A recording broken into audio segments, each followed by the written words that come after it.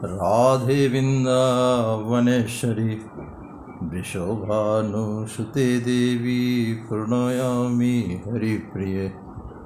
हे कृष्णा करुणा सिन्धु दीनबन्धु जगत्पते गोपेश गोपिकाकान्त राधाकान्त नमस्तुते।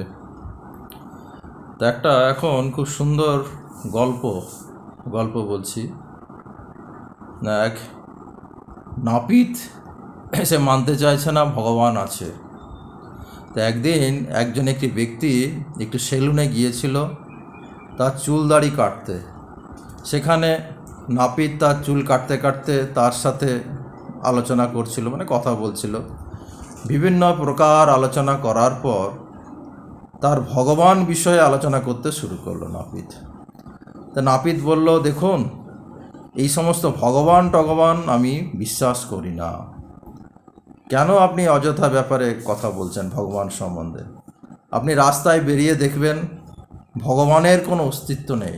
নাপিত বলছে ভগবানের কোনো অস্তিত্ব নেই। যদি ভগবান থাকতো তাহলে কেন এত মানুষের রোগ শোকে কষ্ট পাচ্ছে, কেন এত বিকলাঙ্গ শিশু জন্মগ্রহণ করছে?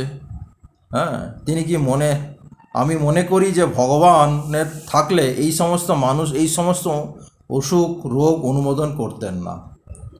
তখন এই খরিদ্দার ভদ্রলোক দেখলো একে আর বোঝানো যাবে না, এর সঙ্গে তর্ক করে লাভ নেই। সেই বিষয় ছেড়ে নাপিতের কাজ শেষ হয়ে গেল, দোকান থেকে সে বেরিয়ে গেল। এইবার হঠাৎ রাস্তায় চলতে চলতে একটি লোক দেখতে পেলেন। তার বিশাল লম্বা লম্বা দাড়ি চুল রয়েছে, মনে হচ্ছে দীর্ঘ 2-3 বছর দাড়ি কাটেনি। তখন সে দৌড়ে গিয়ে নাপিতের দোকানে গিয়ে বলল, ভাই শোনো, তুমি কি জানো নাপিতের কোনো অস্তিত্ব নাই, নাপিত বলে কেউ নাই। নাপিত জিজ্ঞেস করে বলল, তার মানে বলেন কি? নাপিতের অস্তিত্ব নাই? আমি তো এখানে আছি, আমি তো নাপিত, আমি তো চুল দাড়ি কাটি, আমি একজন নাপিত। তো ভদ্রলোক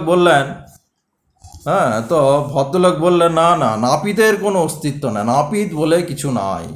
আর যদি নাপিত থাকতো তাহলে এই ভদ্রলোকের এত লম্বা লম্বা চুল দাড়ি কেন হয়েছে? তাহলে এই চুল দাড়িওয়ালা লোকটা থাকতো না।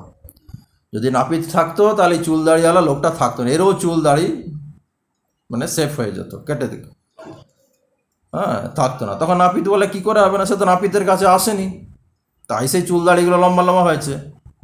তখন সেই খরিদ্দার ভদ্রলোক বলে যে ভগবান অবশ্যই রয়েছে, যারা তার কাছে যায় না তারাই এই সংসারে দুঃখ কষ্ট অনুভব করে। সুতরাং যারা ভগবানের কাছে যায় তা ভগবান তাকে ঠিক তার দুঃখ কষ্ট লাঘব করে দেয়। সুতরাং আমরা সহজভাবে বিশ্বাস করতে পারি যে সমস্ত গ্রহগুলো, এই যে চাঁদ সূর্য বুধ মঙ্গল, এই যে 9টা গ্রহ রয়েছে, এই গ্রহগুলো ঠিক সুনির্দিষ্ট পথে কক্ষপথে ভেসে বেড়াচ্ছে, ভাসছে, কারোর সঙ্গে কারো টক্কর লাগছে না। কিভাবে সূর্য ব্রহ্মাণ্ডে চারিদিকে আলোকিত করছে, কিভাবে আমরা এই খাবারগুলো খেয়ে হজম করতে পারি। আমরা খাচ্ছি, সারাদিনে এত পরিমাণ খাচ্ছি, কি করে হজম হচ্ছে? সুতরাং যখন আমরা ভগবানের মহানতা অনুভব করি, যখন আমরা তার কাছে যাই, যখন আমরা তার আমাদের চেতনা ভগবানের প্রেমময়ী সেবায় নিযুক্ত করি, তখন আমরা রিয়েলাইজ করতে পারবো ভগবান আছে। আদারওয়াইজ কখনো আমরা বিশ্বাস করতে পারবো না যে ভগবান আছে। হরে কৃষ্ণ কৃষ্ণ কৃষ্ণ হরে হরে, হরে রাম রাম রাম হরে হরে। হরে কৃষ্ণ মহামন্ত্র জপ করুন এবং ইহলোকের থেকে পরলোকে অধিক সুখ অনুভব করবেন। হরে কৃষ্ণ।